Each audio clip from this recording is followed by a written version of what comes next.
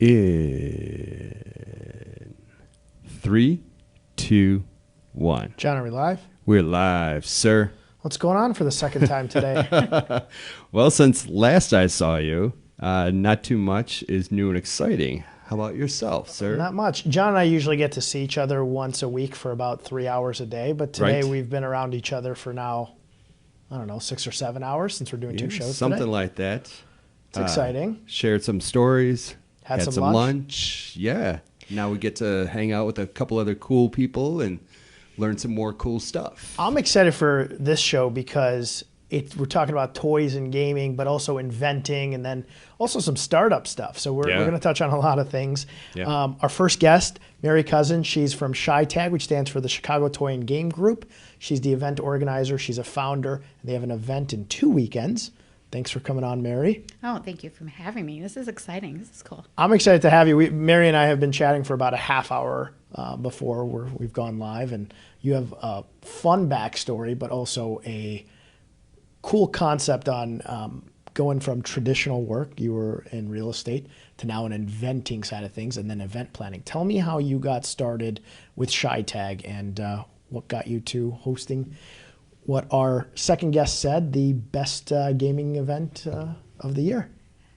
I would love to talk about this. I'm passionate about it. So I was in real estate and I needed a creative side hustle. There was like something, an outlet I needed, right? So I started inventing games. I had a friend who worked for Western Publishing, and he would tell all these stories about cool toy and game inventors. And I kept thinking, I can do that. You know, and the Pictionary guys were his friends, but it's a lot harder. It's a lot harder than anybody would ever guess to design a game. But I eventually did get to one popular one, Hollywood's Real Spiel, that I co-invented with another woman, June Phobes, in the Chicago area, and then invented a few more. But then I started helping other inventors, and then I went to a show in Germany called Essen, where there were families playing all over. It was so amazing to see this. Kids even get off school for it.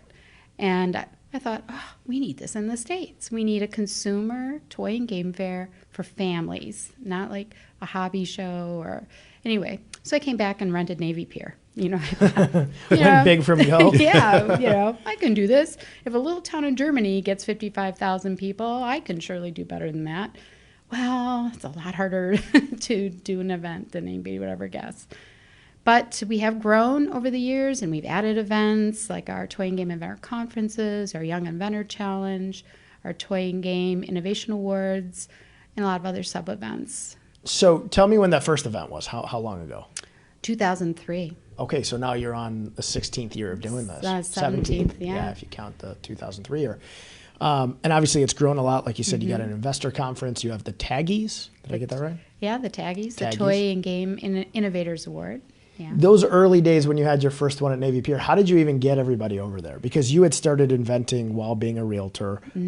So making those connections to people who are obviously very involved or popular in the gaming world. How did you make those connections and get them all to come to Chicago? It took 2 years. It took 2 years to convince enough companies to come to have a show. And I think I only had 35 exhibitors back then. And we were on Labor Day weekend back then. Okay. And so we got a lot of people that were just on the pier for Labor Day weekend. And but they weren't the right people. Like they were just people kind of looking, oh, what's this? You know, it wasn't people like it is today that are coming for the toy and game fair, because they're not coming to the pier in November for anything else. Right, yeah. You know, especially how November's playing out right now. Oh, I know. Well, the good thing is I've looked ahead, no snow next week, and in the 40s. Awesome. I know. Makes a big difference. So how many exhibits do you guys have now? We have about 150. Wow, big But growth. between inventor tables and, yes, big booths. And I know I'm geeking out to hear about this inventor challenge for kids, and I know Max really enjoys that part of what you guys do. What is that? So the Young Inventor Challenge we started 14 years ago. And it was just something I was passionate about. My daughter was inventing games, and I thought this is just it's a great STEM thing. It's great for kids. It also gets kids more into toys and games, right? And so when we started it back then, we had, I don't know, 24 kids or fewer that were part of it. But it was pretty cool. And we just funded it back then. It was just like something we were passionate about. But it's grown to about 14 states and 5 countries right now. And kids get licensed. We have 3 kids that had products come out this year, 2 with Play Monster and 1 with Goliath. And we have 1 kid, he's sort of our poster child for success, if you will. He won 7 years ago. His name is Max. Yeah. He's like Max. Like, he's very creative. So he also got himself on Survivor. Wow. And he's Who is this? this is Nick Metzler. So Big Survivor fan. Oh, really? Oh, I have yeah. to introduce the 2 of you. He's the host of the Young Inventor Challenge now. Okay. You have to meet him. Okay. Anyway, so Nick won 7 years ago, and his game got licensed by a company in Canada. Still out there. It's called Squashed. And then he went to USC, interned at Spin Master in the summer, and they're like, we want to hire you. And as soon as he graduated, he went to work for Spin Master, and now he sees toy and game inventors.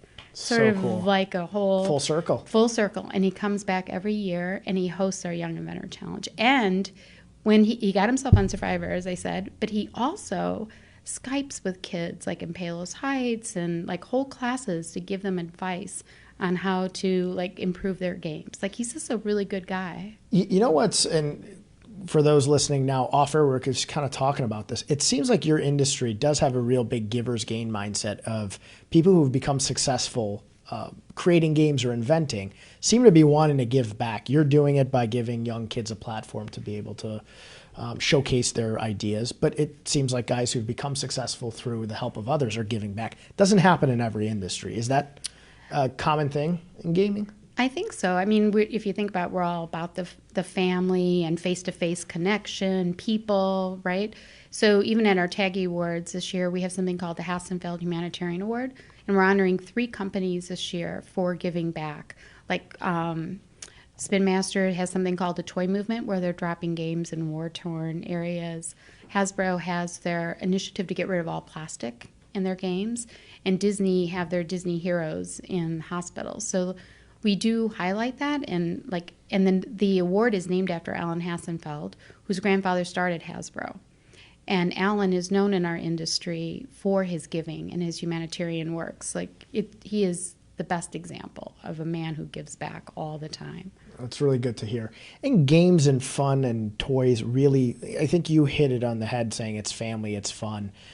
It seems like obviously a very difficult industry to break out in, but probably a very fun one for you guys to work with. And because you're testing games, you're able to test it with friends and family, and it's typically fun. But I also think you have to have a real passion for it, because there's no set way to become successful. I mean, both of us have been in real estate before. The path to success in real estate's kind of out there. You can figure it out, be consistent, and there's a decent chance you can get there. But if you're inventing something and then you have to take it to market and do everything that you have to do, if you're not truly passionate about that, that's a tough industry to break into. It's true. And it's very strange. Unlike other entertainment industries, there's a guy named Tim Walsh who's an inventor and a filmmaker, and he says it best. If you sell 1 million songs, you're on a cover of Rolling Stone. 1 million books, the New York bestseller list. But if you sold over 100 million Jengas, like Leslie Scott, nobody knows you. Very true. And why is that? Yeah, It's the same creative process. People really feel they remember their childhood toys Yeah. and games. When you guys were coming, first of all, I love Jenga, and now giant Jenga is a big thing everywhere. I mean, I was in Mexico, took my mom for her 60th birthday. They had giant Jenga competitions next to the pool. I mean, that's cool. The pool entertainment is playing giant Jenga with people who are in Mexico. Bars in Chicago have them, and then you go back to virtually every household that has games probably has a Jenga. And you're right, she sold 100 million, probably more Jengas. Oh, yeah. And I would have never known her name except for you bringing it up. Well, we're running a contest now to have dinner with her at the Taggies, to sit at her table. Oh, very cool. Yeah. Well, I mean, I'm sure in the gaming world, she is a superstar. She is, but she's just laid back and cool. John and I, leading into the show, I was asking John, what are your favorite games from when you were a kid? And we started naming off names and came up with Monopoly. When you said Jenga popped up, Risk, Scrabble, Operation. For you come across so many games, and asking you what your favorite game is like asking what your favorite kid is, or asking Max what his favorite card is, and he'll tell me not to. But what are some games that you really like, or types of games? Is there like card games, board games? Is there anything you gravitate to? I do like playing card games. They're easy, and you can kind of change the rules a little bit all the time. I don't know, I like trying all types of games. The games coming out of Europe with their themes are really cool. It is like picking a kid. And for me, I know most of the inventors, so it's Right, it's hard. It's hard it's to very then pick. hard. Yeah, And if you had to pick, you don't want them to hear which one you're that's true. picking. But you know, Chicago has more toy and game inventors probably per capita than anywhere else in the world. That's what I was going to ask you because you brought that up off air, and that was interesting to me. The story behind Operation is a fantastic one. Yeah, he only got $500 for that game. He was a college kid, baby on the way. He had this idea, so he took it to a guy named Marvin Glass, who's here in Chicago. Well, he's gone now, but his best friend was Hugh Hefner. So they had mansions next to one another. There was actually a big spread in Playboy with Marvin's Toys and Games and the Playboy. Anyway, it's kind of a funny thing. But Marvin invented it. He never invented a toy or game himself, but he invented the idea of having 70-some employees working for you, inventing toys and games, and he pitched them. So he was a salesman. Interesting. And then after he died, a lot of his partners split off and started their own. So Big Monster Toy at 21 South Racine, they have a big monster in the door looking out. So they're probably the largest toy and game inventing house in the world.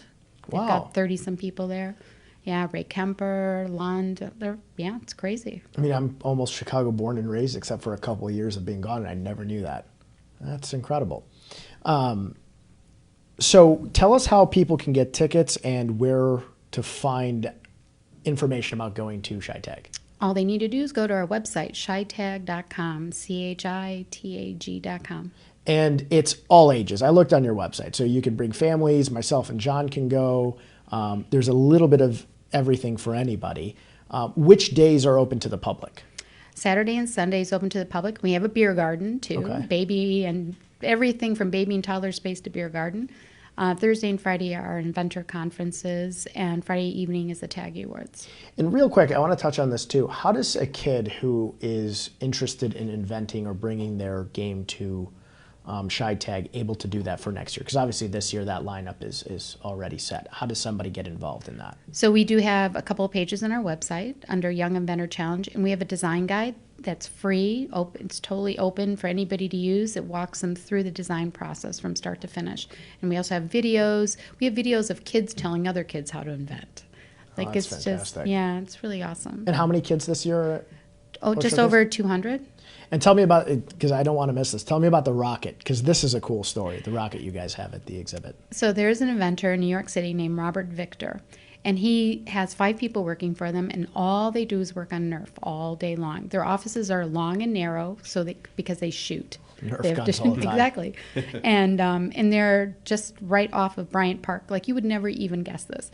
So he comes out every year, and he wanted to do something for the kids. He just loves the kids, and said when he was growing up, he didn't even know you could be a toy or game inventor. They didn't know that was a possibility.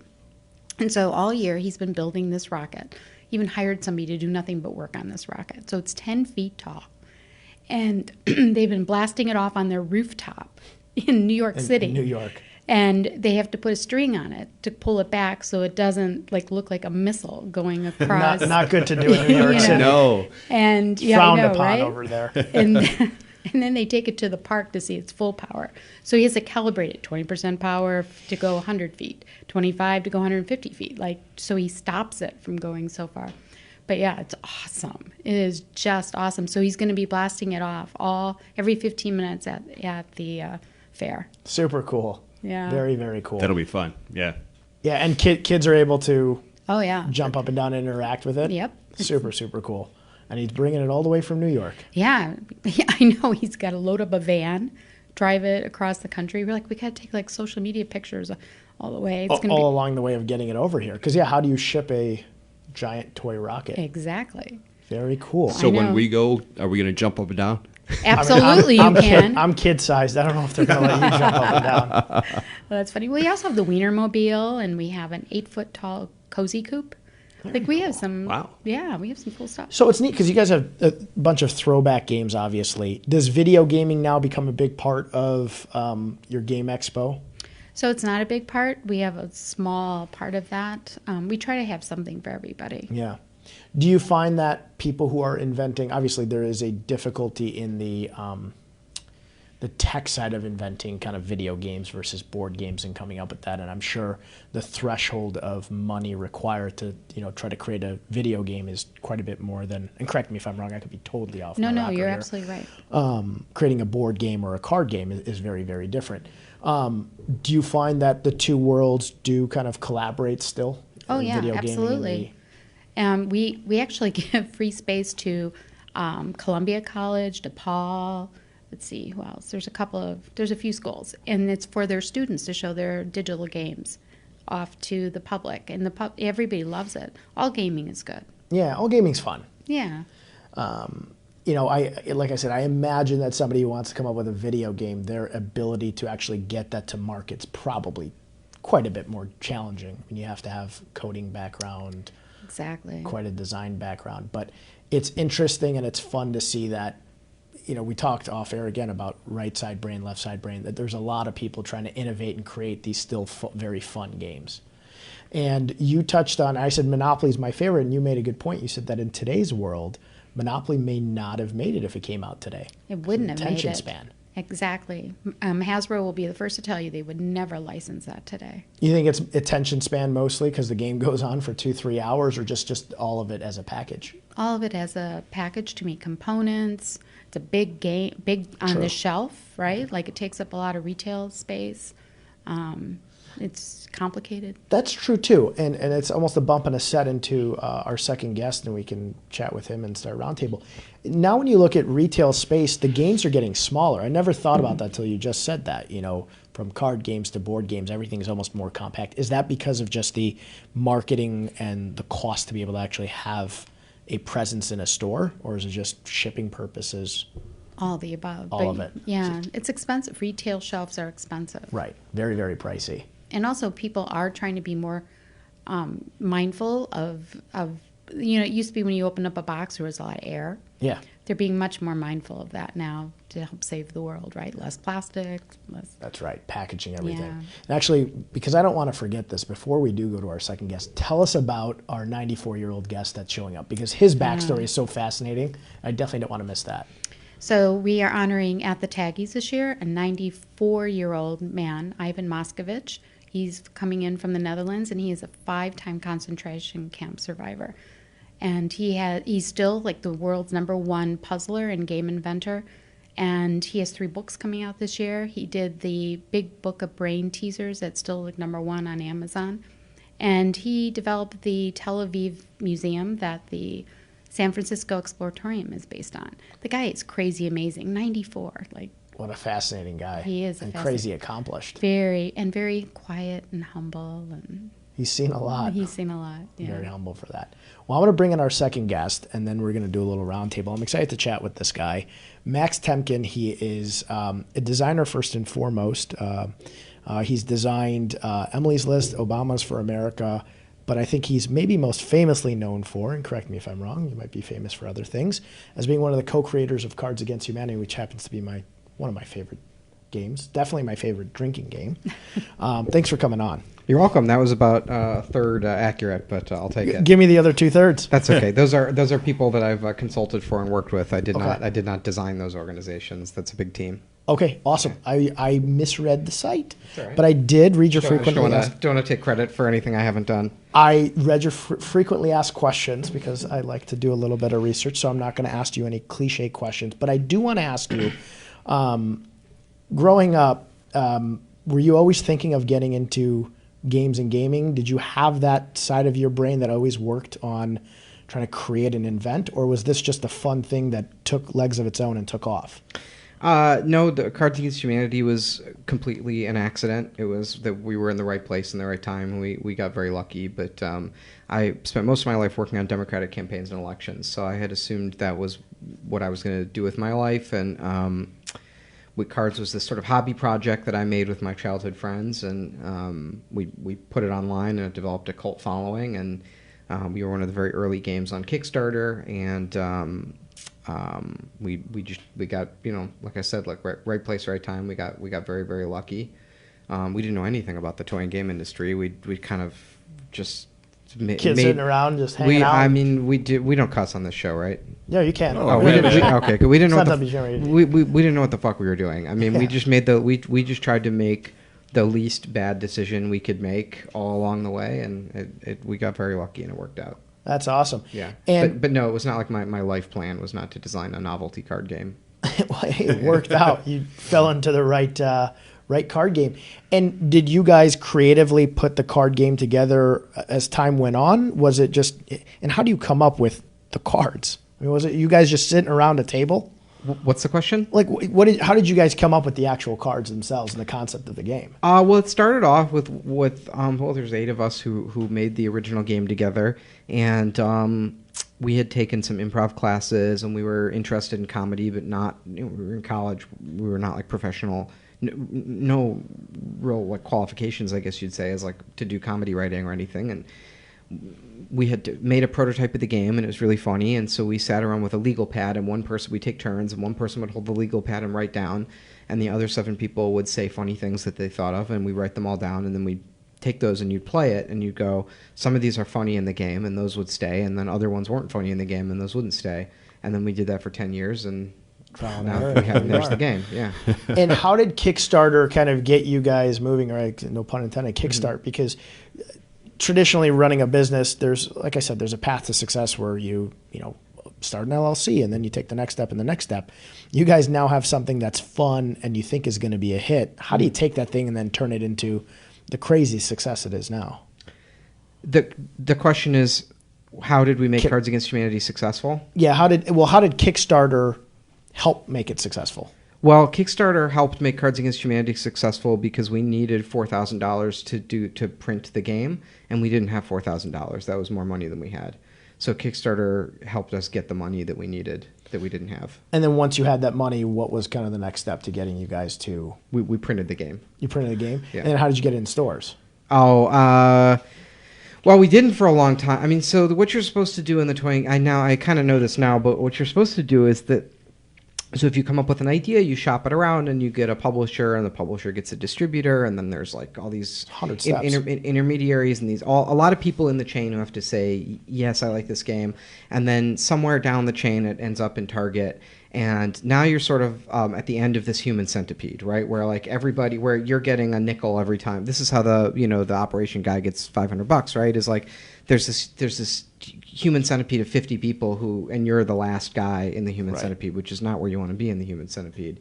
So we got lucky. Like we didn't know any of that stuff. No one told me. Like I don't know. This was before ShyTag existed. Like there wasn't you couldn't just go read about this. And it was before Kickstarter and indie games and any of this stuff. So we just didn't know. We were like, well, I guess you just make it and you put it on the internet and people think it's funny and they we weren't even selling it also at this point. We give the game away for free. You can go to cardsagainsthumanity.com and to this day and just download it for free. So that's always been just how we got the word out. Interesting. And then and it's still up there. You can just get a PDF and make it on your home printer for free. And no one told us. So we didn't get an agent and we didn't get a publisher and we didn't get a distributor, and we just didn't do all that stuff. We just did it ourselves. And then there was all kinds of stuff where we were like, we'd sit around and we'd be like, I wonder how these people get their games into Target or get into Toys R Us or whatever. Like, I don't know. I guess some point it'll probably happen if it's supposed to happen. And sure enough, down many years later, someone emailed us and they're like, we want to have your game, and now you can get it in Target, and that's been awesome. But we just kind of waited it out. Yeah, that's awesome. Yeah, we had no plan or business people or anything like that. That's a crazy story. But also, the other thing that's nice about that is like I don't know that we'd be making any money on the game if we didn't set it up like that, right? Like I think a lot of people, I still know a lot of people who are very noteworthy toy and game designers, and it's not their full-time job, right? They do it as a love and a hobby, but somehow that money is getting generated somewhere, and they're just not getting it as the designer. So yeah, I guess you wouldn't think traditionally, you would be the last guy in that centipede, and then you'd get 2 cents on the dollar of every single one that's sold. But waiting it out in hindsight now was a fantastic idea for you guys. Right. But now you guys are obviously very, very successful. For you personally, what do you like? You're obviously a very creative guy. What do you do day to day to keep that creative side of you going? I know you got some other games going, and I know politics is a big part of something you're passionate about. What do you do now to create more stuff, more games? Well, That's an interesting question. I mean, I'm a little skeptical of people who have these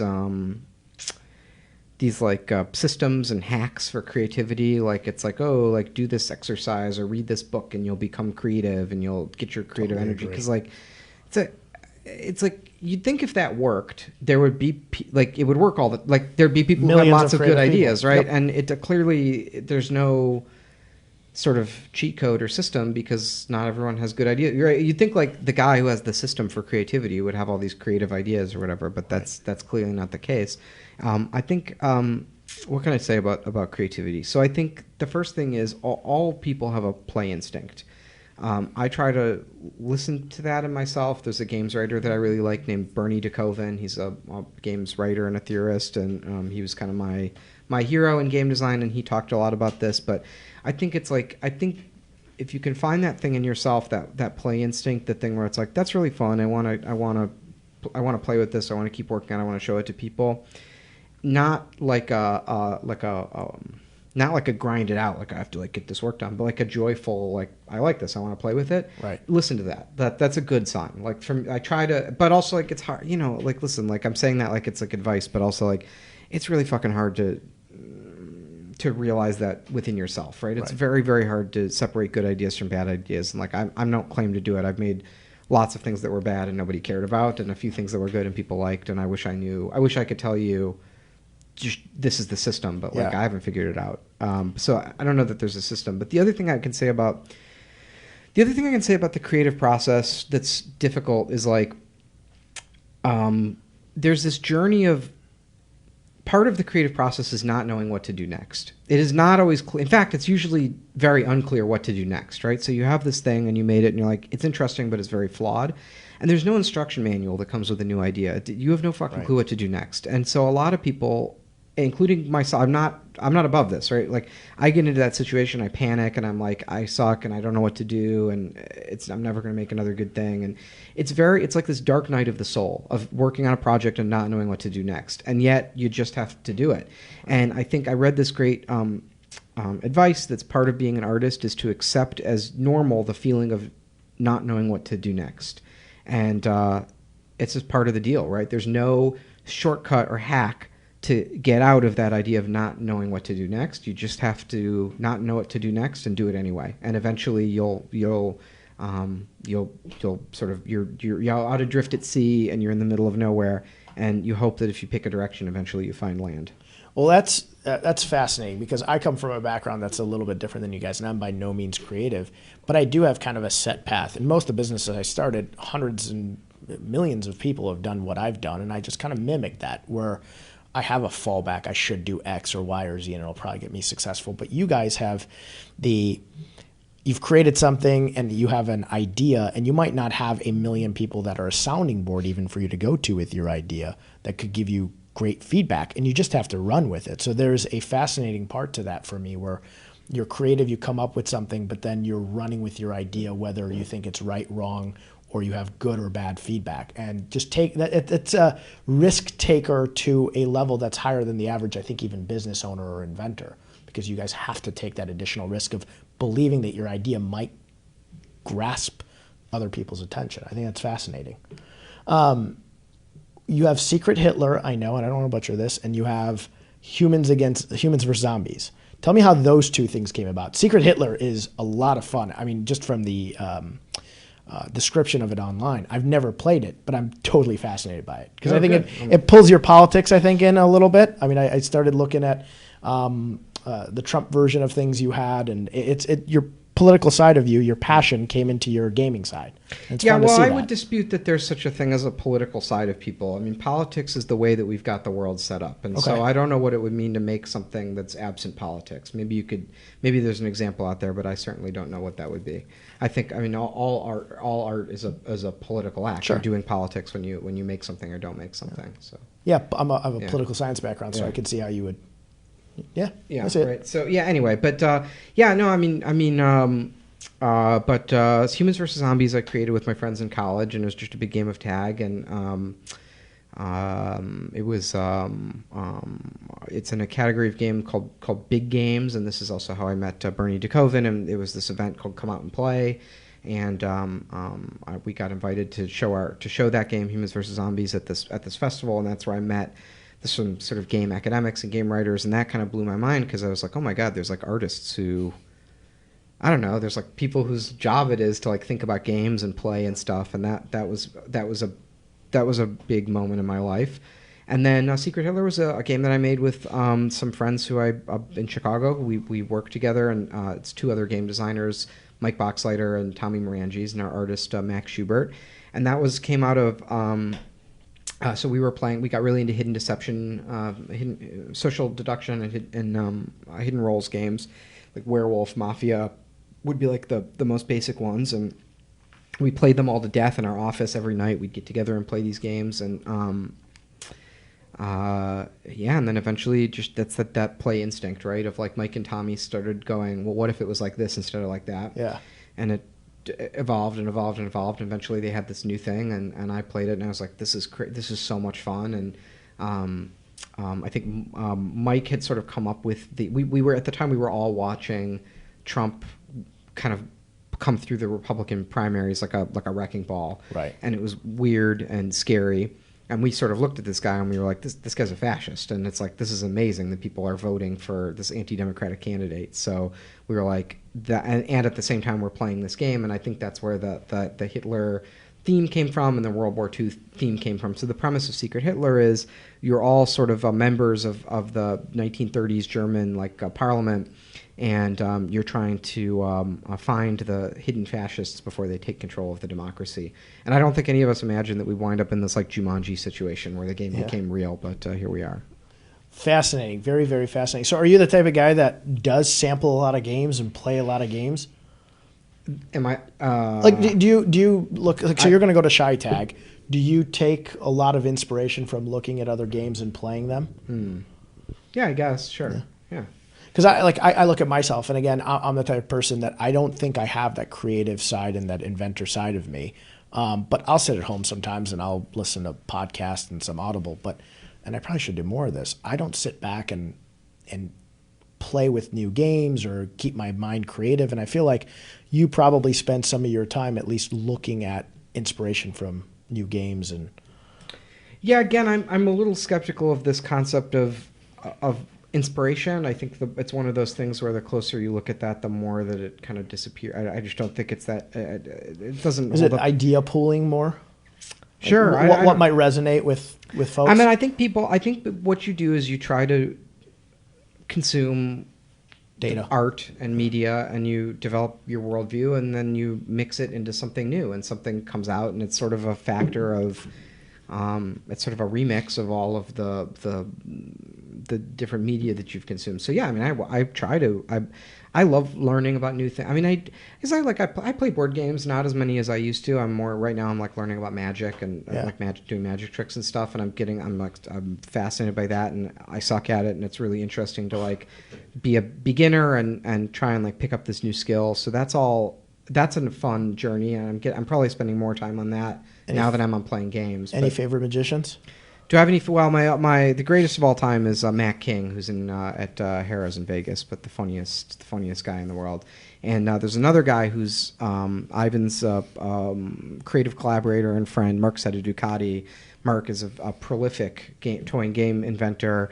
Again, childhood hero. I had all of his toys growing up and all of his magic tricks growing up, and I've gotten lucky enough that I get to meet Mark. And he's awesome. Oh, he's really awesome. I have some great stories about him. I just spent a whole time trying to get trying to like debunk this idea of like the auteur like genius creator, because I just don't think it's good advice or it's help. I just think it's a myth that needs to be destroyed in games, but in all art really. But then Mark's the real deal. Yeah, Mark's a genius. I hate to say it. I hate to contradict myself, but Mark actually is a genius. He's an amazing guy. So he's one of my other favorite magicians. I am. I love magic. Mary, do you know the Magic Show, the book that Mark and Ivan made? Yes. Have you read it? Do you have it's hard to find an intact copy of now. No, I've only seen it with Mark. Okay. And then I was just in Amsterdam with Mark, cool. visiting some people over there, and Ivan, of course. Cool. And one of his friends there has the book, and we were going through it. It's I mean, I don't know why I'm bringing this up because people can't get it. It's long out of print, but it's this kid's book, like a pop-up book, but it does magic tricks.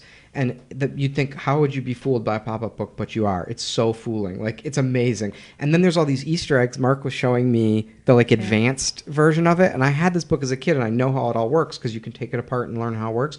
And Mark fooled me again with it. Like, and it's like, I was like, this is incredible. That book is amazing. I hope someday it gets back into the world. But maybe you can publish it. Maybe. Seems like a big project.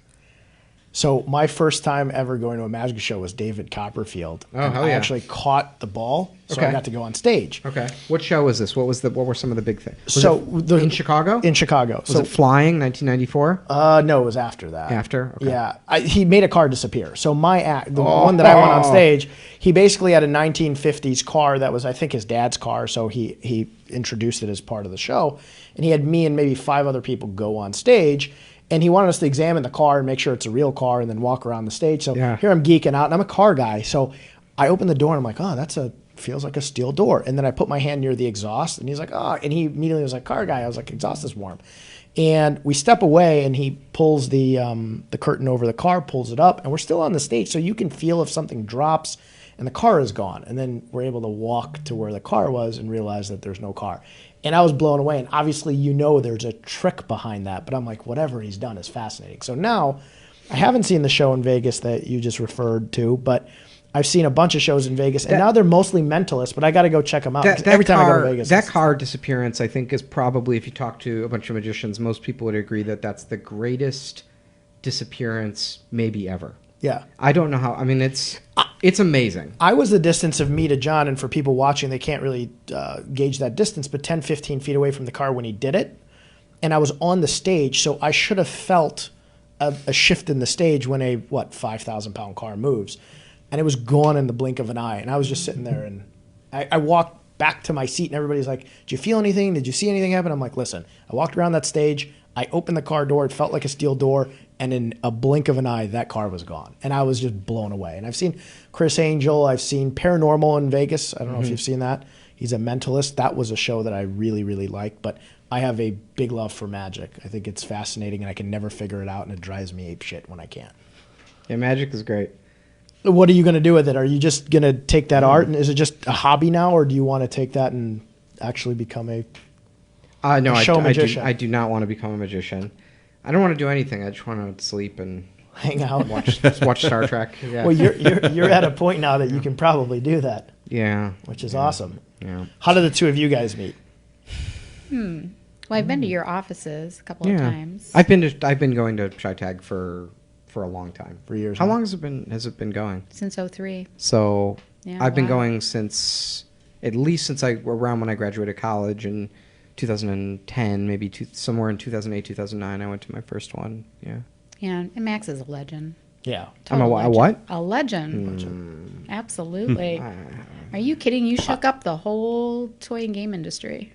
Yeah, I talked to a couple people when the show was happening today. And they're like, "Oh my God, Cards Against Humanity, that's my favorite." Usually it's everybody's favorite drinking game now. And it's fun because I've played that game with people from the age of 20. So I've played it with grandparents that are 80. And every time I've played that game, whether somebody's 20 or 80, they're having a good time. And what's fun is it transcends that age group of 80. When I played it with a friend's grandparents, I'm like, oh, this is gonna suck. Like some of these things, they're gonna be real pissed about. But they were laughing the whole time, and they were the grandparents that I didn't think would have fun with it, and they just had a blast with it. So I think it's something that people just enjoy, and it keeps you lighthearted. I mean, there's a lot of uptight people today, but it's a game that if you're playing it, you're having a good time. You're definitely not that sort of uptight person. Which days are you going to Chi-Tag? Oh, I don't know. You don't know yet? Well, when's the Taggies? Friday I'm going to do night. magic at the Taggies. I Mark know. asked me to do magic, so I'll do anything Mark asked. I know. When Mark told me you did magic, I was like, come on, I didn't know that. Yeah. And Mark's like, yeah. He goes, I'll ask him. Like, and I was like, hey, this is awesome. What's your magic now? Is it card related, or are you doing Sure, big ones whatever. in there? Yeah, do all Whatever? kinds of stuff, yeah. Disappearing acts? Yeah. Did you see David Blaine when he's been in town? I've never seen David Blaine perform. I have a great David Blaine story, which is I went to a magic convention last year, And Magic conventions are much smaller than Chi Tag. I mean, it's a smaller hobby, and there's no money in it, and so they're in a hotel kind of a situation. And Blaine flew in and was a surprise. He wasn't really a guest, but he was sort of just came. He just sort of came to hang out with people, and he's such a big name that everyone was usually with. Oh, David Blaine's here. David Blaine's here. David Blaine's here. And I've never met the guy. I don't know. I don't know. I have no relationship with him. Don't know him at all. But I have friends in Magic who are like my teachers and my friends who know David. And so he sat behind us. We saw this show, and he sat behind us and pickpocketed everyone. And then and then afterwards, he had all our name badges on and stuff. And that was fun. And then we were supposed to go out to dinner, and we were like, okay, we'll see you there. And we go to dinner, and Blaine's not there, and he's not there, and he's not there. And eventually we just had our dinner and had drinks and waited, and we came back. And it turns out what had happened was, right as we were leaving, he had seen that there was a kids I don't know what it is, but it's like a kids performance, like all the kids at the stop it, Siri.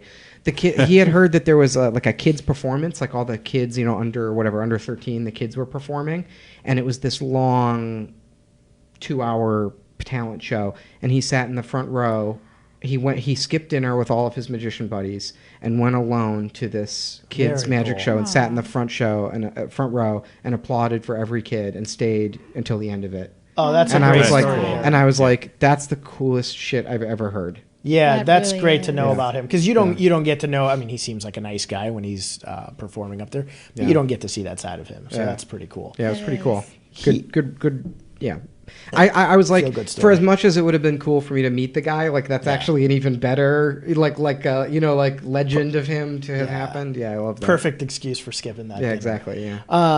What was fascinating is he's part magic, but he's also part kind of training his body. When he was staying underwater, it was painful. I mean, most magic shows, the actual act lasts a couple minutes at most, but he's 20 minutes underwater. So you're just staring at a dude in a water tank for 20 minutes. He's building that anticipation and that anxiety. And I mean, he was in the water for 20 minutes. He should have died. Most people would have died. And it's crazy how much he trains his body. Do you? There's tons of poker stuff in here. Is there one of these decks? Can I use it? Sure. Yeah. Hold on one Can, second. can you come? Yeah. Can you come over? Yeah. Okay. Come join I'm us. excited. Oh, we're gonna have a. I just need whatever of these decks has 52 cards. They all do. Okay.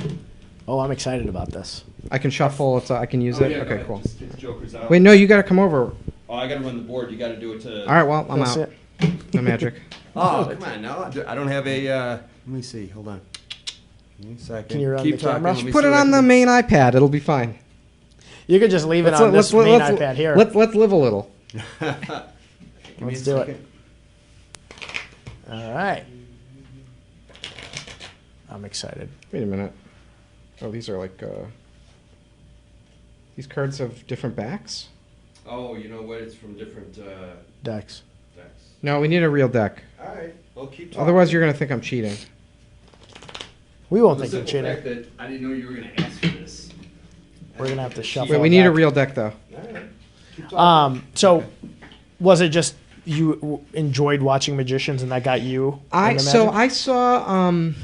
So the deal is there's this other game designer who I really like named Alon Lee. He's the creator of Exploding Kittens. And I've been following Alon's work since I was very young, and he created this type of game called an ARG. Do you remember these? They're like alternate reality games. He did one called The Beast that was promoting the movie AI. These were big deals in the game, in the puzzle and game they industry. were. And when I was a kid, when I was in high school, I was sort of too young to participate, but it was this like real world puzzle hunt all throughout the world, and it was in the most ambitious, like coolest, creepiest, most amazing thing. And I have a deck if we don't have a full I'm just one. Okay. separating. Oh, cool. Okay. So I would go home and I'd read about it on the internet. All the stuff I didn't know Alon at this point, but I was just like. I just thought this was the coolest thing in the world, and I'd go to school and talk with my friends about it. And then later, when I got introduced to Alon, when he was working on Exploding Kittens and stuff, and I kind of put two and two together that he was the guy who had made this, I was like, this is the coolest guy I've ever met. So Alon and I have been friends forever. And Alon did this really ambitious booth at some gaming conventions for Exploding Kittens, where he hired a magician named Jordan Gold to help design the booth. And Jordan was back there working the booth. And I had invited a bunch of friends out to go get drinks. And Alon texts me, and he goes, "Hey, I'm on my way over to the bar. Can I bring my magician?" And I was like, "Excuse me?" And he goes, "My magician. Can I bring my magician?" And I was like, "Is this like a weird, like Bring a my sex golden sex retriever? thing? Like, what is this?" Yeah. And he's like, "No." He's like, "I have a magician helping me. I think you guys will be friends. I want to bring him." And I was like, "Very weird, but okay." And so he brings Jordan, and Jordan comes, and we hang out. We have a wonderful time. And then at the end, Alon is like, "Jordan, you have to show Max something." And Jordan takes out of his pocket a little pile of rubber bands, and he puts them on the table. And I'm like, I had been interested in magic as a kid, but I was like, what the hell is he gonna do with these rubber bands? And Jordan just destroyed me. Like, it was one of the most magical and unbelievable things I've ever seen in my life. It was crazy. It was insane. To this day, Jordan did a bunch of tricks with these rubber bands that to this day he insists to me that he doesn't know how to do, and they're not tricks, and he didn't do them. But I think that's just part of the trick at this point. But He's carrying them in his pocket, so yeah, it was incredible. So that just kind of broke my brain, and I've spent the last 2 years just getting into it. Not for any reason. I just think it's cool. I think it keeps your mind sharp, and it's probably keeping you very entertained. I'm excited to see what happens here. Who's John? John's joining in. There we go. All right, we got John on the podcast. Boom. John, what do you think is the most fair way to pick a card? Just hold them out. Let me pick. You can make someone pick a card. Magician, you go like this, and they can make you pick a card. Yeah, it's like the mentalists. I saw another mentalist in Vegas, and he was saying there's a difference between mentalists and magicians. And his claim is that a magician does a trick. I actually make you do what I'm hoping that you would do. Interesting. That was his take. I'm going to refrain from commenting on that for reasons of not making people mad at me. Well, I don't have that many mentalists watching. Mix these up. I can make them all mad. So I think I feel free to disagree. I'm happy to go like this and you take one, but there's lots of ways magicians can make you take a card, right? Sure. And I don't want you to think that's happening. And I don't want to know what the card is. Okay. But what do you think if I'll turn my back and you take that deck and cut it and take any card you want and just take it out of the deck? Just take it out of the deck. Just take it out of the deck. I'll and turn my. With it. Don't even show it to anyone. Just put it down on the table. Can I take a look at it? No, not yet. All you got it? Yep. Okay, I'm going to take these back. You got it? Yep. And I want you to look at the card, but don't show it to anyone else. That's just for you. Okay. You got it? Okay. Go ahead and put it here. And what I'm gonna do is this is the card, right? And we're gonna put it in the middle of the deck here, and square it up like that. Got it? Okay. I'm gonna give everyone a pile. You play poker, right? I do. You guys both play poker? Yes. Okay. So we're each gonna get. I'm gonna give us each a little pile of cards to work with. I'm gonna try and get like 4 even piles of cards. Fair. Let's see if I can. I'm excited. This is Every time magic happens, my anticipation builds. Next, he's going to make our table disappear. What's that? Next, our table will disappear. Right. All right. I'll try and. That's about even. Go ahead and grab a pile. Give that to someone. There you go. And then maybe we'll just go clockwise. Sure. Okay. So everyone grab a pile, and I want you to. We're going to hold it like this. This is called dealer's grip. Okay. Right, like how they do it at a casino, and go ahead and deal a card down in front of yourself. Just do one, and now do another one on top of that. Make a neat little pile, and now actually go ahead and you can cut your cards like that, and then deal, and cut, and deal, and cut, and deal and cut, just like that. And you can deal from the top, the middle, the bottom. You can do chunks if you want. You can be quick and throw them all down. But the goal is that way we'll just mix our packs just a little bit. And now in poker, you can pick your pack back up. In poker, you burn the top card, right? So let's all burn a card. And now let's do another. And now just burn as many as you want. And make sure you save a couple so the trick works. But you can do as many as you want. A couple, or I can burn more? Yeah, as many as you want. Your choice. All right. And now, you want to do one more? No. Later, you're going to go, what if I had done one more? But you don't have to. I'm good. Okay. All right. Okay. Now, I need everyone to count their cards, but let's do like a casino count. So you go 1, 2, 3, 4. How many do you have? 7. 3. 7, 3. 8. And 8. Okay. So that means we threw away in the middle of the table here, maybe a little less than half of the deck. Okay. So for the first time, because they haven't, no one has seen it. What is your card that you're thinking of? Ace of clubs. The Ace of Clubs. Yep. Would it be pretty cool if the Ace of Clubs wound up in your packet? Sure. Well, It would. how about if it wound up on top of your packet? That would be even better. Let's see what you got. Jesus. So that's a pretty good card if you're playing poker. Wow. That's a pretty good card. Yes, That it is. But you're a amazing. poker Yes. player. Yes, Oh, I am. no, What are you there's hoping? more. What are you hoping for?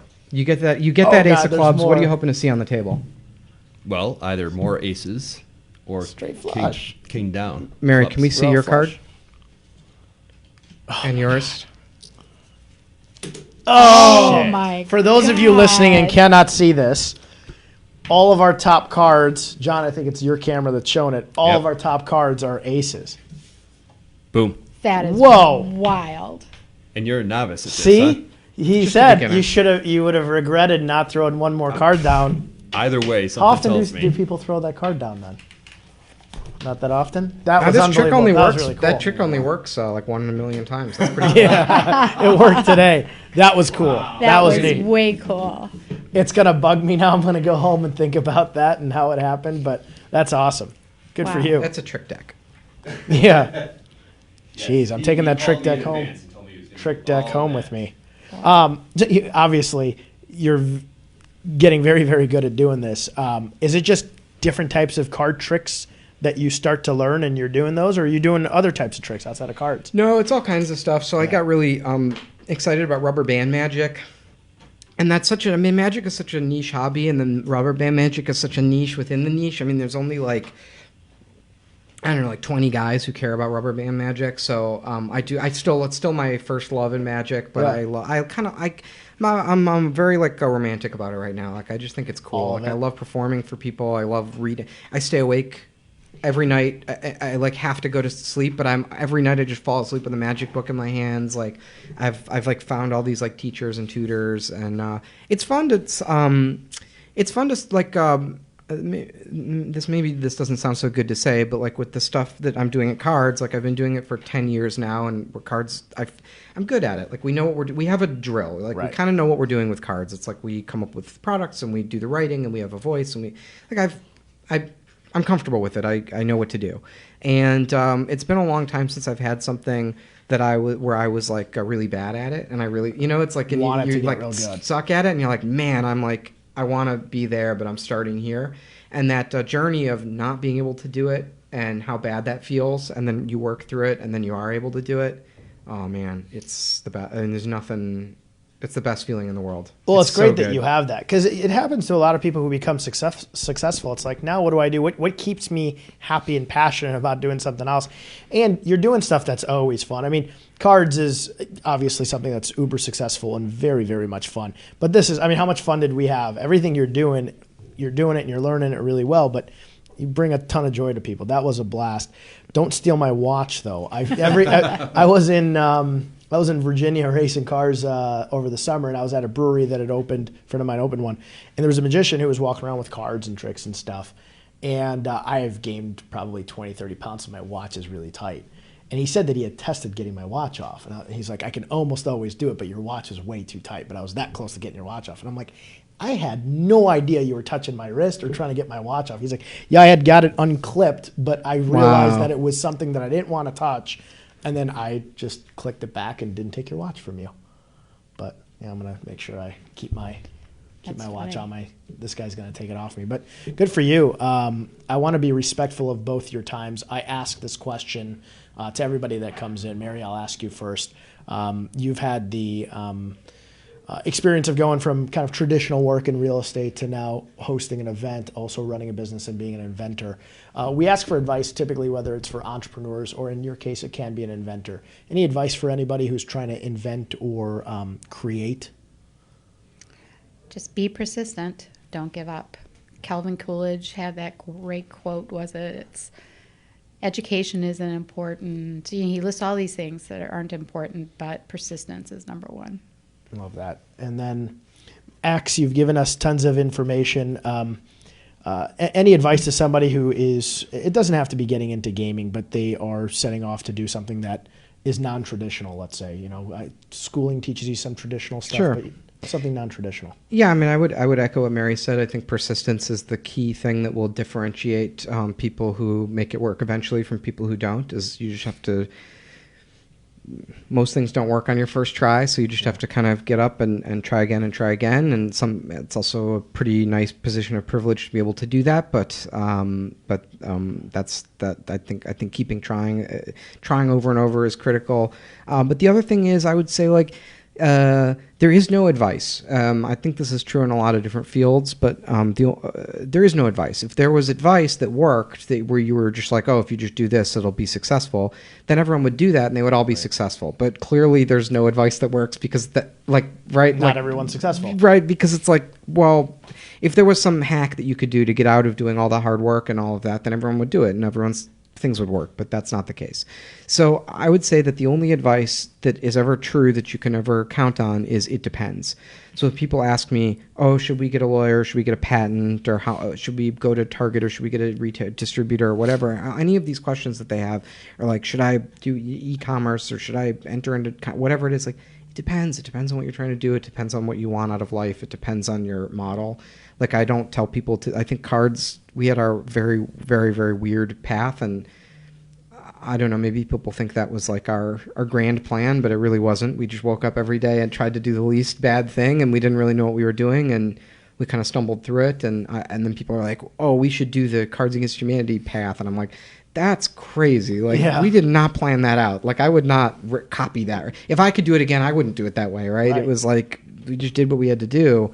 But the one thing that I do like about working with my partners and our team at Cards is, like, we have a lot of comfort with just that answer of, like, it depends. Like, there is no one out there who can tell us the right way to do it. Like, it depends. Depends on what you want. Well, that's fascinating. And great advice. We've had, I don't know, about 100 guests come through and never anything like the two of you just said.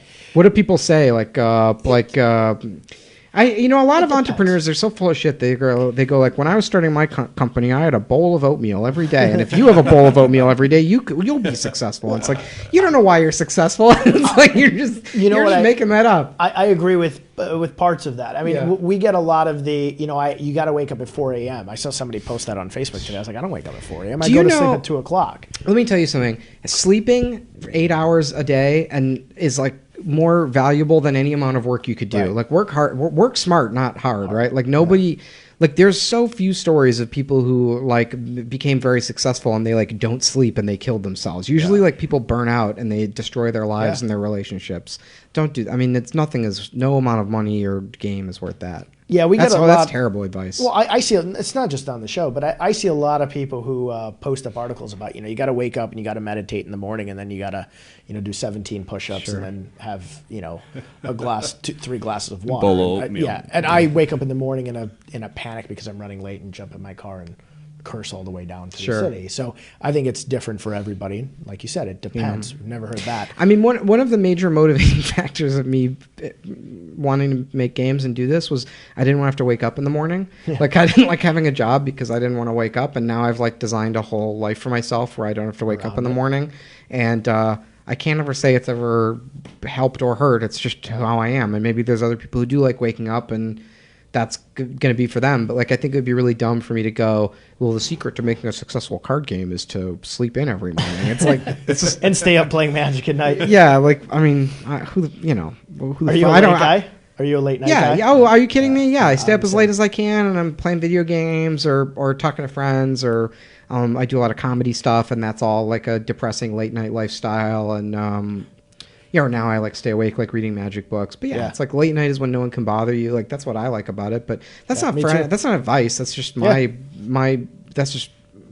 way of doing it. It's just it's different for everybody. People tell me, wake up in the morning and do work. I say, well, at night nobody's bugging me, so I like hanging out at night and doing what I like doing at night because everybody's gone to sleep and I'm by myself. I appreciate that. But it's different for everybody. Real quick before I let you guys go, you're both very, very busy. Outside of obviously doing Magic, creating everything that you've created so far and running some successful businesses, what do you do for fun? This is it. I'm doing living it. Fun. I come on the Ambitious Entrepreneurs WheelHouse live netcast. Boom. Oh, it was fun. We had fun with you on That's a air. great one.